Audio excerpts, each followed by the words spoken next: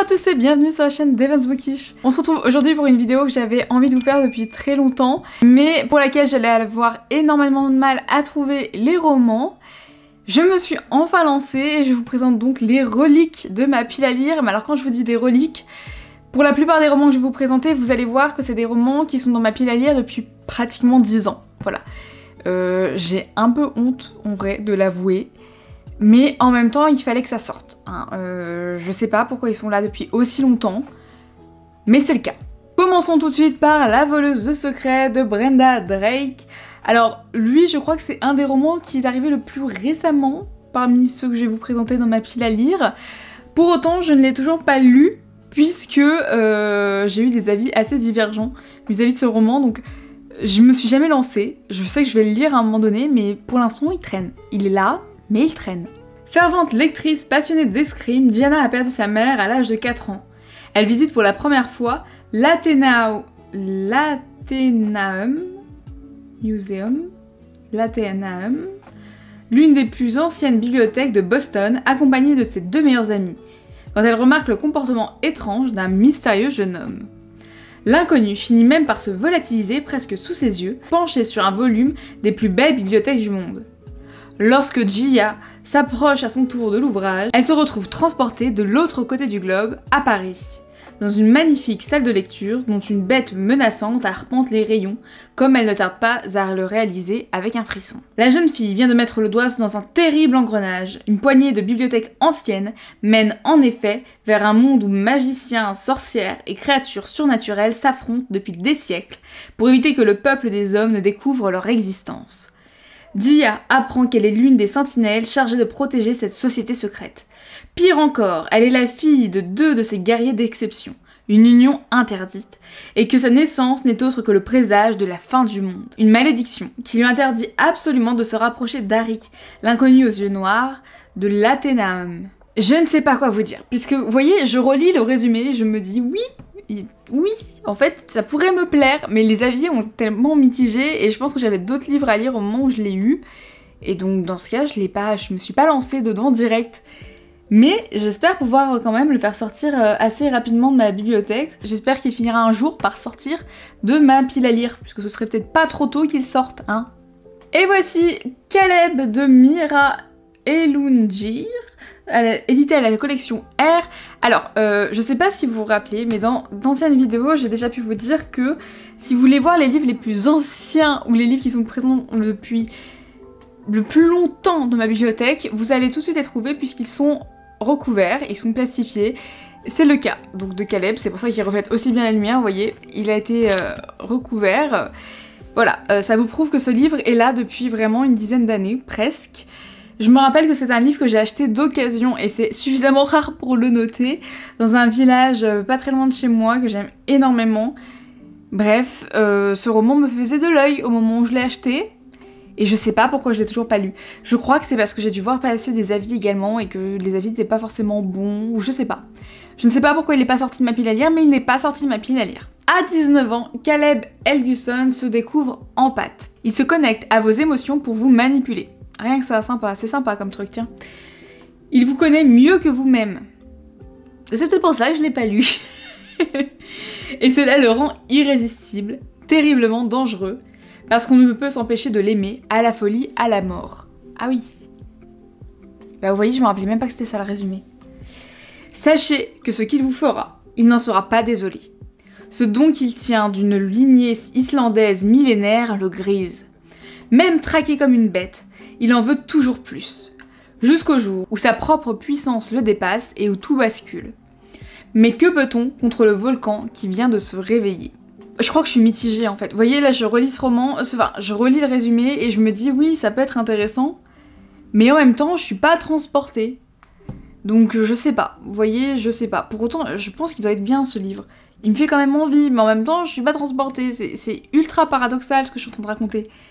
Donc je sais pas, peut-être qu'un jour il sortira de ma bibliothèque, de ma pile à lire, peut-être qu'il sortira tout simplement de ma vie et qu'il finira dans une boîte à livres, c'est fortement probable, honnêtement, c'est fortement probable, parce que je sais pas si un jour je vais le lire, j'espère quand même, parce que j'aimerais bien venir à bout de ces romans qui sont là depuis autant d'années quoi, ce serait bien, juste pour mon ego quoi.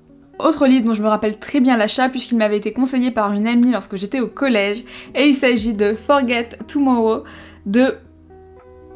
Oh punaise. Pintip Dune, voilà. Comment changer son destin s'il est déjà écrit, édité aux éditions Lumen.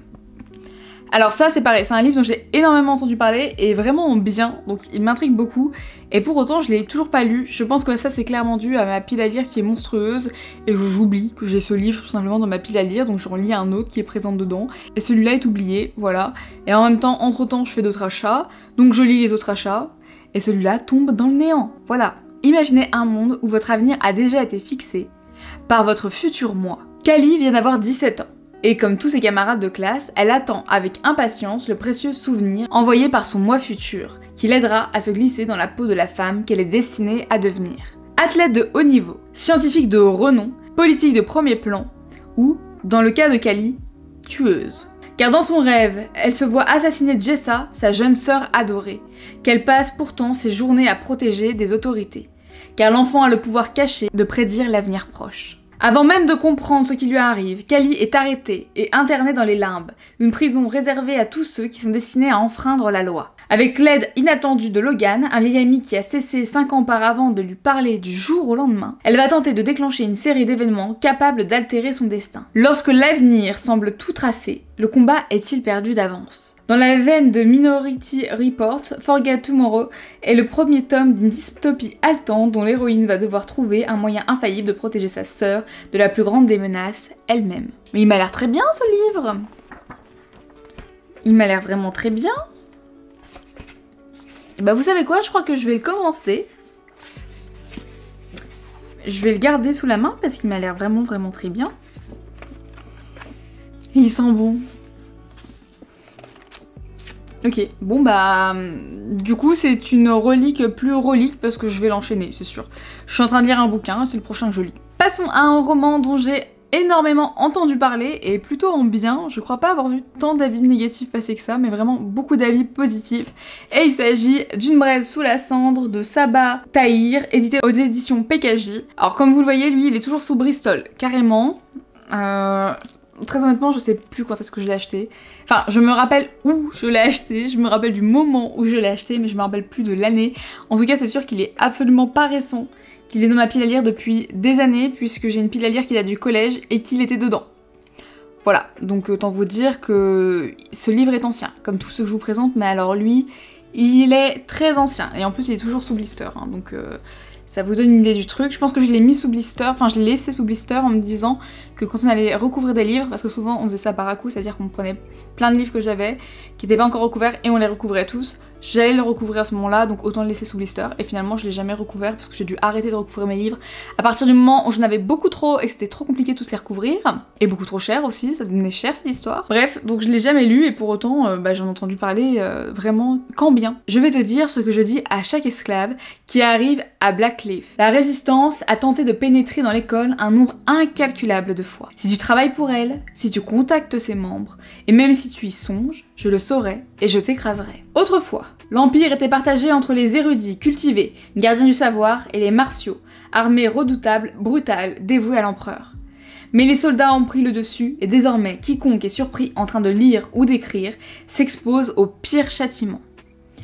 Dans ce monde sans merci, Laia, une esclave, et Elias, un soldat d'élite, vont tout tenter pour retrouver la liberté et sauver ceux qu'ils aiment. Oui, il m'a l'air très bien. Honnêtement, je sais pas trop quoi vous dire parce que tous les livres que je vous présente ont l'air bien. Bon alors il y en a certains où je suis mitigée, genre Caleb, je sais pas trop ce que je vais en faire, je sais pas trop si je vais le finir, mais Une braise sous la cendre, ça a vraiment l'air bien, et les avis que j'ai lus étaient vraiment positifs. Donc potentiellement ce sera un des prochains livres que je lirai de ma pile à lire. Je dis ça, c'est fortement probable que je ne le lise pas avant 2 ou 3 ans. Voilà. C'est probable aussi.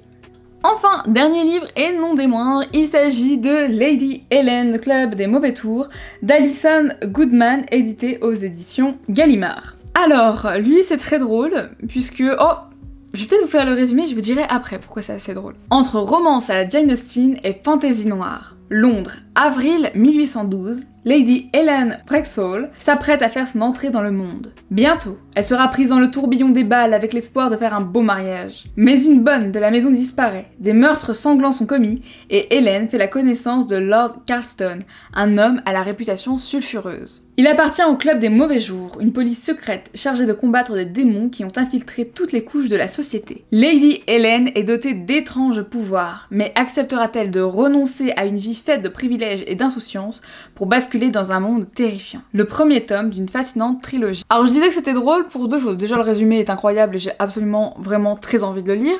Deuxième chose, j'ai le tome 2 dans ma bibliothèque par-ci par-là, voilà, par ici ou par-là. Et ce livre me fait très envie. Ensuite, il est fortement probable, ah non, je l'avais enlevé, qu'il y ait un marque-page encore dans ce livre, puisque je l'ai commencé. Voilà, alors je ne sais plus quand est-ce que je l'ai commencé, mais je me souviens d'où je l'ai commencé. Je l'ai commencé dans une salle d'attente à l'hôpital. Voilà. Ça vous donne le contexte. Ça vous donne le contexte de pourquoi je n'ai pas continué cette histoire. Alors je sais plus à quel moment je me suis retrouvée à lire ce livre à l'hôpital, mais j'ai dû me retrouver dans un concours de circonstances qui a fait que j'ai pas pu continuer, et je l'ai laissé. Voilà. Mais je l'avais commencé. J'avais bien aimé, mais j'avais vraiment pas lu grand chose, hein. J'avais dû lire, je sais pas moi, une trentaine, une cinquantaine de pages maximum. Donc vraiment pas grand chose, j'en étais au tout début. Et j'avais bien aimé. Le résumé me fait toujours envie, donc vous savez quoi, je crois que je vais me faire finalement une liste d'ordres de lecture avec ces livres présents dans ma pile à lire depuis aussi longtemps, et celui-ci en fera partie parce que il m'a l'air très bien. Par contre, il est énorme, c'est vraiment une brique quoi. Il fait... Ah, il est moins grand que ce que je pensais. Il fait 600 pages, mais alors ça doit être écrit gros, parce que ouais, c'est quand même écrit assez gros. Parce qu'il est imposant, hein, il n'est pas léger, c'est un gros livre. C'est tout pour cette vidéo, j'espère qu'elle vous aura plu et que j'arriverai enfin à sortir ce livre de ma pile à lire. De toute façon, vous serez les premiers informés de mon avancée parmi ces reliques. Est-ce que je les aurai lus d'ici la fin de l'année? Non. Non, non, soyons réalistes, là d'ici la fin de l'année, ils ne seront pas tous lus. Potentiellement j'en sors 1, 2 de ma pile à lire, et là vraiment ce sera un exploit. On y croit. Peut-être que d'ici 2-3 ans je les aurai enfin terminés. Franchement je sais pas. Je sais pas. J'en ai aucune idée. Mais pourquoi pas. Oh, ce serait intéressant que je me fasse une liste de livres à lire avec un ordre de... Enfin, vous voyez, parce que quand je vous présente des livres en vidéo, souvent ça me donne envie de les découvrir. Donc je me dis, bah oui, il faudrait que je les lise. Mais je ne les lis pas, ou alors je m'en rappelle pas. Il faudrait que je me fasse une liste d'ordre de livres que je vous ai présentés qui me font envie. Voilà. Et ceux-là en ferait partie. Je ferai ça. Voilà, je ferai ça. Je vais faire ça juste après parce que sinon je vais jamais le faire. Très bonne idée. Bon, c'est tout pour cette vidéo. On se retrouve très vite sur la chaîne.